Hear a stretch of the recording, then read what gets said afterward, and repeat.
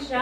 कृषि समृद्धि के माध्यम से आज हम सीड एक संस्था है यहाँ पर आए हैं। जैसे आप सभी को पता होगा कि नागपुर शहर के अंदर में कोरोना काल में काफी ऐसे मदद के लिए हाथ आ गया है जिन्होंने आगे बढ़ के लोगों की मदद की है। उसी में से एक आज सीड यानी safe environment and education trust, इनसे हम बात करेंगे। इनका नाम है मोइन सिद्दीकी। ये सीड के संस्थापक और अध्यक्ष है। इनके साथ में काफी लोगों का सहयोग है जो आगे बढ़ के लोगों के लिए मदद करते हैं। आज हम इनसे जानेंगे किस तरह लोगों के लिए मदद करते हैं, किस तरह ये आगे बढ़ते हैं, इनके सीड का उद्देश्य क्या है, ये क्या महत्व रख के, क्या उद्देश्य रख के आगे बढ़ के लोगों के लिए मदद करते हैं। सबसे पहले मैं कृषि समृद्धि चैनल के माध्यम से आप सभी को शुक्रिया अदा करता हूँ और मैडम का शुक्रिया अदा करता हूँ। जैसे कि मैडम ने कहा हमसे कि save environment and education trust किस तरीके से ये काम करता है, तो मैं इसकी शुरुआत अगर आपको बताऊं तो इसमें हम 2-4 लोग पहले आगे आए कि हमें कुछ काम करना है। ऐसा जज्बा पैदा हुआ तो हम 1-2 लोग आए, गोलू भाई, हमारे शाहरुख भाई, ऐसे करके हम लोग 1 से 2 लोग हुए, 2 से 3 हुए और हमारे साथ लोग जुड़ते गए। जब संस्था बनी नहीं थी तो हमने सबसे पहले अगर कोई काम किया है तो हमने ब्लड डोनेशन कैंप किया सबसे पहले। तो उस समय हमने जो ब्लड डोनेशन कैंप किया था उसमें सिर्फ महिलाएं थी, तो उसमें जो महिलाएं थी 79 महिलाएं थी, तो उसका अच्छा रिस्पांस हमको मिला। तो इसके बाद लोग हमसे जुड़ते गए। फिर इसके बाद आप देख सकते हैं कि हमारे भारत में कोरोना काल आया और प्रधानमंत्री मोदी जी ने लॉकडाउन की अपील की। तो लॉकडाउन तो कुछ दिन सही चलता रहा, लेकिन उसके कुछ दिनों के बाद हमने देखा कि स्थिति जो है भयानक हो गई। जो रोजी रोटी डेली वेजेस पे काम करते थे या जो डेली वेजेस पे काम करते थे, तो उनके सामने विपदा ये आ गई थी कि वो जमा करके अपने पास स्टॉक नहीं रखते। उनका डेली खाना और डेली कमाना होता है। एक सवाल पूछना चाहूंगी आपसे। जैसे आपने कहा कोरोना काल, तो हमने काफी सारे आपके पिक्चर्स, फोटो और आपका काम देखा है कि आपने कोरोना काल में काफी लोगों की मदद की है। प्रवासी मजदूरों की मदद की है। कुछ ऐसे गरीब मजदूर परिवार है जिनके पास खाना नहीं पहुंच सकता, आपने उनकी भी मदद की है। साथ ही साथ हमने रमजान की भी काफी फोटोज देखी। तो मुझे विस्तार में बताइए कि आपने किस तरीके से ये सारे कार्य संपन्न किए। सबसे पहले कि हम देखिए, हमारी कोई एनजीओ बहुत बड़ी एनजीओ नहीं है, छोटी सी एनजीओ है। इसमें लगभग हमारे साथ 150 लोग है अभी आज की तारीख में। हमारी एक टीम है, एक स्ट्रक्चर है, हमारे कुछ एडवाइज़र हैं। तो उसमें हमने शुरुआत में ये की है कि हमारे कुछ लोग आगे आए, उन्होंने अपनी जो जमा पूंजी रहती है 1000, 2000, 3000 रुपये ऐसी जमा करके हमने जब इकट्ठा की, तो हमारे पास सबसे पहले जो रकम जमा हुई वो 19,000 के आसपास जमा हुई। और फिर 19,000 रुपये हमने जमा किए और उससे कुछ किट तैयार किए। तो फिर जब हमने उसे बांटा तो लोग हमारे पास खुद आए कि भैया आप लोग अच्छा काम कर रहे हैं माशाल्लाह, ऐसा बहुत कुछ लोगों ने हमें बोला। तो उन्होंने हमें अपने तरफ से प्रोवाइड किए। किसी ने हमको अनाज दिया, किसी ने गेहूँ चावल दिया, बहुत सारे ऐसे हमारे पास आते गए। तो फिर हम इसको फेसबुक पर और सोशल मीडिया के ज़रिए हमने इसको प्रसारित किया, तो हमको मदद आने लगी ऑटोमेटिक। और हम अगर बताना तो नहीं चाहिए लेकिन फिर भी आपको बता देता हूँ कि हमने जो किट बांटी है, राशन की किट, वो 1700 से ज़्यादा किट बांटी है राशन की, और 800 से ज़्यादा कच्ची राशन किट जिसमें सिर्फ गेहूँ चावल और छोटा सा सामान था। इसके बाद आपने जैसे रमज़ान की बात की, तो आप सभी जानते हैं कि मुस्लिमों के लिए रमज़ान महीना कितना पवित्र होता है। तो हर कोई रोज़ा रखता है, और रोज़ा रखता है तो उसको सहरी अच्छी चाहिए, और सहरी रखता है तो दिन भर वो भूखा रहता है तो उसे अफ्तारी अच्छी चाहिए। हम जिस इलाके में रहते हैं वो उत्तर नागपुर का एरिया है और यहाँ पर ज़्यादातर गरीब लोग रहते हैं जिनके रोज़ के काम थे। तो हमारे कुछ लोग, जैसे हमारे हाफिज़ साहब थे, हमारे मस्जिद के ही हैं, और हमारे हाजी नियाज साहब हैं, ऐसे कुछ लोग आगे आए, उन्होंने हमें मदद की। और हमने शुरुआत किए थे मात्र 20 किलो खाने से कि हम शहरी में 20 किलो खाना डेली बना के देंगे।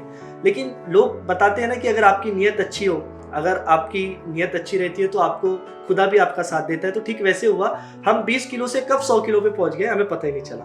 तो हमारी जो टीम है इसमें हमारे गोलू भाई, शोएब भाई, बब्बू भाई, सलीम भाई, शाहरुख भाई, रेहान भाई, मुश्ताक भाई, यानी इतने नाम हैं कि मैं अगर नाम लूँ तो वो नाम खत्म नहीं होंगे।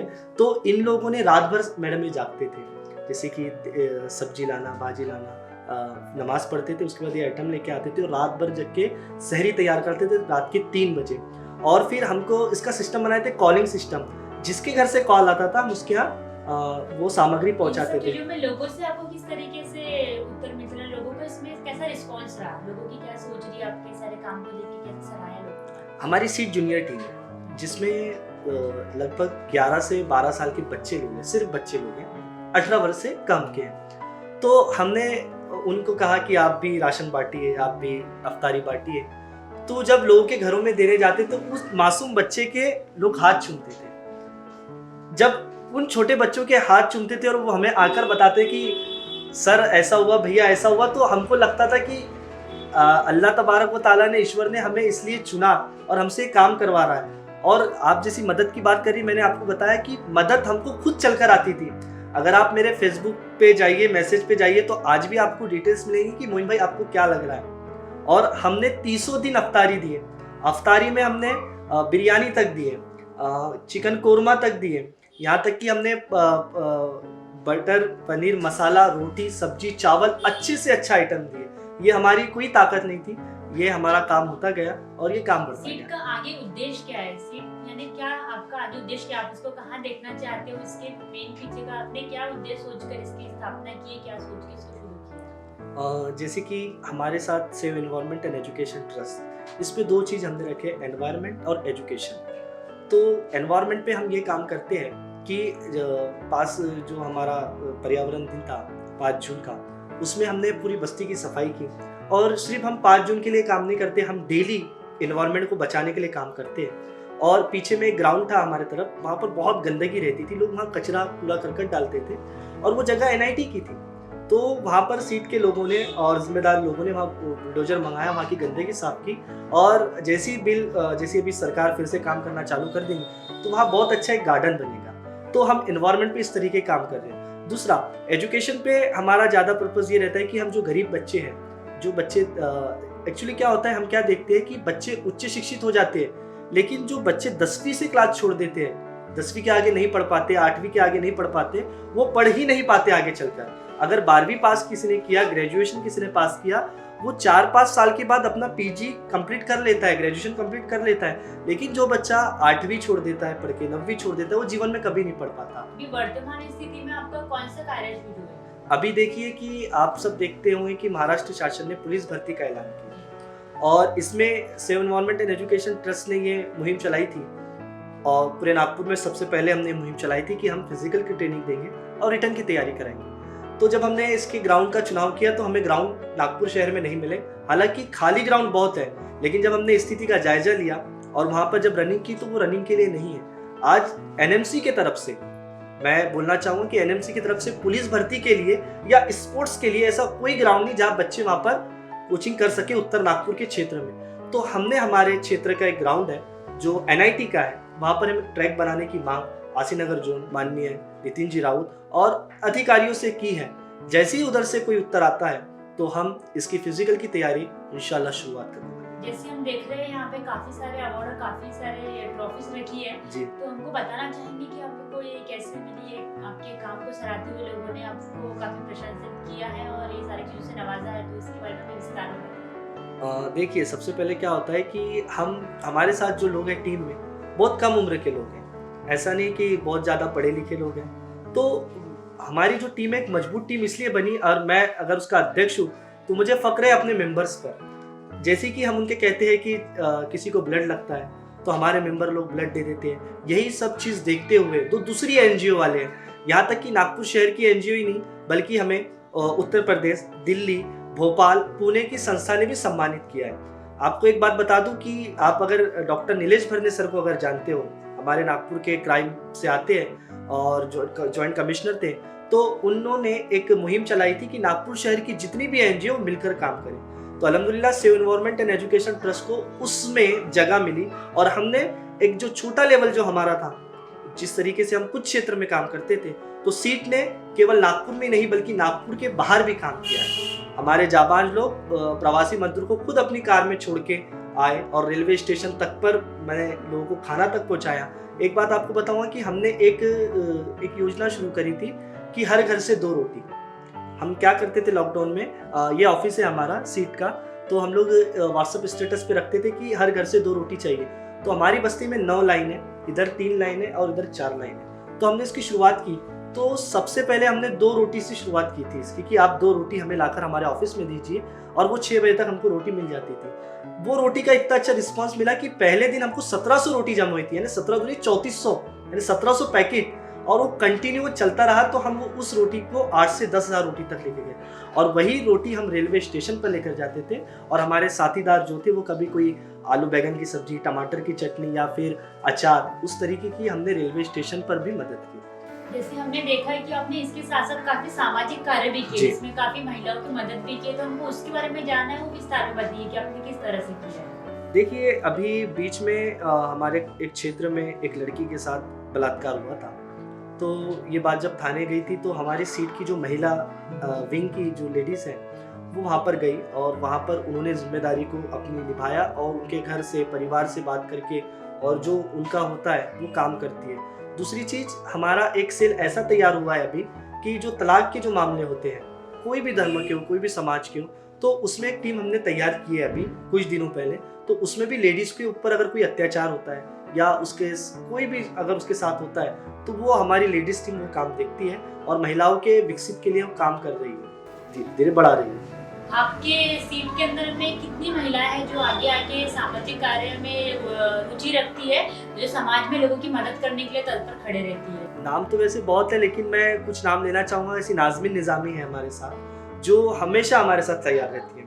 उसके बाद हमारे साथ फरीन सबा है, नाजिया बाजी है, तरन्नुम बाजी है और फिरदौस बाजी हैं और फौजिया मैडम हैं, यानी और भी बहुत सारी लड़कियां हैं, लेडीज़ है जो कि जॉब भी करती है कई तो, और कुछ लड़कियां ऐसी है जो हमें संडे के दिन पूरा टाइम देती है, जो आसपास में घूमती है, वहाँ के क्षेत्रों को दौरा करती है और देखती है कि यहाँ पे क्या दिक्कत है। सीट का आगे का उद्देश्य क्या है? आप आगे कौन सा कदम लेना चाहते हो अपने काम को आगे बढ़ाते हुए और किस तरह कहाँ देखना चाहते हो अपने संस्था को? Save environment and education trust हमेशा से ये चाहता है कि समाज में एक अवेयरनेस आए, लोगों को अपने हित के बारे में पता चले, अपने कर्तव्य के बारे में पता चले।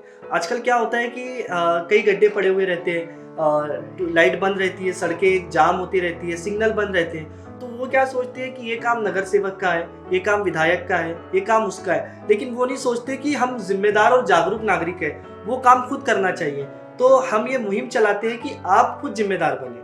आज सीट का जितने भी मेंबर हैं वो अपने दम पर कहीं भी सड़क बनाने का काम करते हैं कि वो खड़े होते हैं कि यहाँ पर सड़क चाहिए। जैसे पिछले बार यहाँ देख सकते हैं, यहाँ पर पानी बहुत ज़्यादा जमा हो गया था, तो बहुत पानी जमा होने के कारण उनके घरों में पानी घुसता था, तो उन लोगों ने कई बार अपील किए। फिर सीट के तरफ से जब हमने अपील किए तो अधिकारी लोग खुद आए हमारे पास और उन्होंने हमारे साथ चले, काम देखे और वहाँ पर उन्होंने आश्वासन दिए कि हम ये काम जल्द से जल्द कर लेंगे। तो इस तरीके से संगठन में आने से एक चीज़ ये होती है कि आप मजबूत होते हो। एक अकेला व्यक्ति वो नहीं कर सकता जो संगठन करता है। रही बात दूसरी की सामाजिक क्षेत्र के काम, हम यही चाहते हैं कि हर कोई सक्षम हो, हर कोई ऐसा किसी पे वो नहीं रहे कि ये काम नगर सेवक ही करेगा, ये काम विधायक ही करेगा। कई बार तो हमें ऐसा होता है कि अपने पैसे खर्चा करके वो काम हम करवा लेते हैं। सीट जैसे कि एजुकेशन और एनवायरनमेंट को ध्यान में रखते हुए जिसकी स्थापना हुई है, तो शिक्षा और पर्यावरण की अगर हम बात करें तो आपने अभी तक का ऐसा कौन सा महत्वपूर्ण कदम पर्यावरण के लिए उठाया है जिसमें आपको ये देखने मिला है कि आपके उठाए हुए ये कदम से पर्यावरण में काफी सुधार आया है, और शिक्षा का ऐसा आपने कौन सा मुहिम चलाया है जिसमें जन जागृति काफी अच्छे से हुई है? देखिए, हम लोग क्या करते हैं, जिस किसी का भी हमें पता चलता है कि इनका जन्मदिन है, कोई भी व्यक्ति का, तो हम उनके घर जाते हैं और उनको एक झाड़ गिफ्ट करते हैं और उनसे अपील करते हैं कि आप झाड़ लगाइए। तो हमने ये देखा है कि जो जिससे हमें उम्मीद नहीं थी कि ये कर सकता है, आज हम देखते हैं कि उनकी टेरिस पे अच्छे झाड़ लगे हुए हैं और वो आसपास पे साफ सफाई रखते हैं। जैसे ही गंदा पानी बहता है वो फ़ोन करते हैं तो गंदे पानी पे छिड़काव करते हैं। इस तरीके से हमने देखा कि हमारे एरिया में अवेयरनेस आ रही है। दूसरी चीज़, आपने एजुकेशन की बात की, तो आप सभी जानते हैं कि वर्तमान हालत अभी स्थिति सही नहीं है, तो हर कोई रोजगार के लिए परेशान है। तो हमने इसमें एक मुहिम स्टार्ट की गई कि हमारे यहाँ पर क्या होता है दरअसल, हमारे महाराष्ट्र में, कि बच्चा ग्रेजुएशन करने के बाद एमपीएससी, यूपीएससी या एसएससी रेलवे की क्लास ज्वाइन करता है। जब वो ग्रेजुएशन करता है तो उसकी उम्र 21 से 22 साल होती है और वो कोचिंग लेते लेते उसको 2 से 3 साल हो जाते हैं। यानी 25 साल की उम्र में उसको समझ में आता है कि कंपटीशन क्या है, और जब वो देखता है कि हमारी जो एज लिमिट है वो 28 साल है, तो 2-3 साल में वो क्या करेगा। तो हम लोग क्या करते हैं, जैसे हमारा कॉलेज है, PWS कॉलेज है, दयानंद कॉलेज है, राजकुमार स्कूल है, तो इस तरीके से हम यहाँ पर छोटे छोटे प्रोग्राम लेते हैं। यहाँ पर हम बताते हैं कि आप अभी से तैयारी कीजिए। कैसा है, 10वीं के बाद बच्चों को नहीं पता होता कि क्या करना है, तो हम अभी से बताते हैं कि 10वीं के बाद ये लाइन आपको, अगर आपको डॉक्टर बनना है तो डॉक्टर की ये फैकल्टी होती है। तो हम ये इस तरीके से बच्चों को अभी से जागृति ला रहे हैं। जैसे पर्यावरण और शिक्षा, तो पर्यावरण को अगर लेके बात करें तो हमारे चैनल के माध्यम से आप सामाजिक क्या संदेश देना चाहोगे कि पर्यावरण को लेकर लोगों को किस तरीके से जागरूक रहना चाहिए या इसके लिए क्या करना चाहिए? देखिए, सबसे पहले तो हम बचपन से पढ़ते आ रहे हैं कि वायु प्रदूषण, ध्वनि प्रदूषण और जल प्रदूषण, ये हम बचपन से पढ़ते आ रहे हैं कि ये किस कारण होता है। तो ये प्रदूषण के प्रकार है। अगर पर्यावरण, अगर हम खुली हवा में सांस ले, जैसे आज दिल्ली का आप माहौल ले, आज दिल्ली में आप सांस नहीं ले सकते, दम घुटता है, तो क्या हुआ, वहां पर पर्यावरण को नष्ट किया। तो जितनी भी ऐसी एनजीओ है, संगठन है, उनसे मैं अपील करूंगा और खासकर हर परिवार के सदस्य से अपील करूंगा कि वो झाड़ लगाए, और झाड़ सिर्फ लगाए नहीं बल्कि उस झाड़ को एक बच्चे की तरह रखे। जिस तरीके के आपका एक बच्चा होता है तो वो झाड़ बढ़ेगा तो पर्यावरण संतुलित होगा। और गंदगी से, थोड़ी सी गंदगी से दूर रहना चाहिए। जैसे कूड़ा कचरा जो रहता है उसे खुले में नहीं रखना चाहिए, जो गवर्नमेंट की गाड़ी आती है उसमें डालना चाहिए, और प्लास्टिक का कम से कम यूज़ करना चाहिए। हालांकि हमारे महाराष्ट्र में जो पॉलीथीन बंद का बहुत अच्छी मुहिम देखने को मिल रही है और पर्यावरण के लोग प्रति अब जागरूक हो रहे हैं। हमने हमारी दूसरी एनजीओ है TWC करके, उसके जरिए हमने न जाने हजारों झाड़ लगा दिए होंगे। TWC के हमारे अन्नू मैम है, जोजफ सर है, उसमें कई अच्छे लोग हैं। तो हम केवल अपने तौर पे काम नहीं करते बल्कि दूसरे एनजीओ के पास जाकर भी, उनके साथ मिलकर भी पर्यावरण के लिए हम लोग काम करते हैं। ये तो बात पर्यावरण की है। शिक्षा की बात, तो शिक्षा की बात को लेके आप समाज में क्या संदेश देना चाहोगे? लोगों को किस तरह से शिक्षक को लेके अवेयर रहना चाहिए, जागरूक रहना चाहिए, और इसके लिए ऐसा कौन सी जागरूकता को फैलाना चाहिए ताकि वो खुद भी सतर्क रहे, खुद भी जागरूक रहे, लोगों तक भी वो संदेश पहुंचाए? जैसे कि आप सभी देखते होंगे अभी CBSE का पैटर्न है, इंग्लिश मीडियम स्कूलों का पैटर्न है, और इसमें हर कोई चाहता है कि हमारा बच्चा CBSE के स्कूल में पढ़े। लेकिन उन माता पिता को ये पता नहीं होता है कि इसकी फीस ज़्यादा है। उन्हें ये लगता है कि यहाँ हमारा बच्चा नहीं पढ़ सकता। तो मैं आपको एक बात बता दूँ, राइट टू एजुकेशन, शिक्षा का अधिकार के अंतर्गत जो गरीब बच्चे हैं उनको ऐसी स्कूल में प्रवेश मिलता है। तो हमें फक्र होता है कि हमने RTE के फॉर्म भरे। अगर आप जानते होंगे राइट टू एजुकेशन के तहत, तो उसमें बच्चों को 10वीं तक या 12वीं तक फ्री एजुकेशन मिलता है। तो इसके तहत भी हम ये जागृति ला रहे हैं कि जो गरीब परिवार के लोग हैं उनकी हम इनकम सर्टिफिकेट बना के देते हैं, उनको समझाते हैं कि आप टेंशन मत लीजिए, इसमें ये फॉर्म निकले, आप फॉर्म भरिए, इसमें कोई धांधली नहीं होती, बाकायदा आपके बच्चों को प्रवेश मिलता है। और ऐसे हमने जितने भी किए 3-4 बच्चों को अभी एडमिशन मिला है। इसी के तहत हम सरकारी योजनाएं जो रहती है, जैसे संजय गांधी निराधार योजना, बाल श्रवण योजना और अंत्योदय की योजना, और जैसे हमारे पास कई लोग ऐसे आते हैं कि जो हॉस्पिटल में भर्ती होते हैं, उनको लाखों रुपए लगता है, तो हम उनको पहले से बताते हैं कि आयुष्मान योजना, कार्ड योजना है। ये सब चीज हम उनको अवेयर करते रहते हैं समय समय पर। यही शिक्षा के माध्यम से हम लोगों को बढ़ाना चाहते हैं। जैसे कि आपने देखा, हमने नागपुर में स्थित कामगार नगर में seed save environment and education trust, ये संस्था के अध्यक्ष मोइन सिद्दीकी सर से आज वार्तालाप किया, जिन्होंने हमें काफी सारी जानकारी दी और उसके साथ साथ ये बताया कि इनका नजरिया समाज को लेके क्या है, इनके कार्य समाज में किस तरीके से हुए हैं। कोरोना काल में जिस समय पूरा देश संकट में था, ऐसी स्थिति में इन्हें किस तरीके से लोगों की मदद की है, अपना एक ग्रुप बनाकर लोगों के साथ में मिलकर घर घर जाकर उन्हें ऐसी स्थिति में भोजन दिया है, साथ ही साथ उनकी हर स्थिति में मदद की है। पर्यावरण को लेकर इन्होंने काफी जागरूकता के मुहिम अभियान चलाए हैं, उसके साथ ही साथ समाज में काफी सामाजिक कार्य किए हैं। महिलाओं के अत्याचार को लेकर इनके टीम में काफी महिला है जो सीट के माध्यम से आगे आती है और जो तत्पर होकर हर एक ऐसी महिला जो पीड़ित है उनकी मदद करती है। उसके साथ ही साथ शिक्षा के माध्यम से इन्होंने काफी जानकारी दी, काफी जागरूकता फैलाई है, और इस तरह की इनसे वार्तालाप करके आज हमें बहुत खुशी हुई है कि हमारे समाज में ऐसी युवा पीढ़ी आगे बढ़कर समाज में कार्य कर रही है और बहुत अच्छा संदेश दे रही है। कृषि समृद्धि के माध्यम से मोइन सिद्दीकी सर को दिल से धन्यवाद है कि इसी तरीके से कार्य करें और आगे बढ़े।